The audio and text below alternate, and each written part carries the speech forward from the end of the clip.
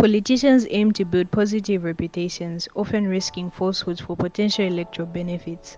As elections approach, the incentive for such falsehoods grows, risking detection too late. Welcome back to Zim News Live YTS, where we give you latest updates about what's transpiring in Zimbabwe. Before I go any further, don't forget to subscribe, like, and also turn on the notification bell so that you don't miss any updates from our channel.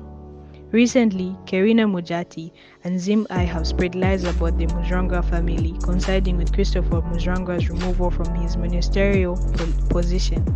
This period marks significant scrutiny within Zimbabwe's political and media landscape. The false accusations against the Mutsvangwa family reflect a turbulent political ground, transforming facts into opinions. Christopher Mutsvangwa's removal from a ministerial position, reported as a violent attack on his farm, is falsely portrayed. Cabinet members serve at the president's will, emphasizing the president's authority to appoint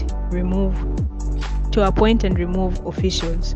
The lies aim to damage the Mutsvangwa's political careers and the party's trust.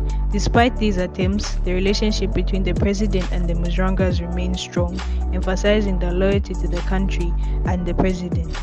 The lies are condemned as demonic and satanic and evil.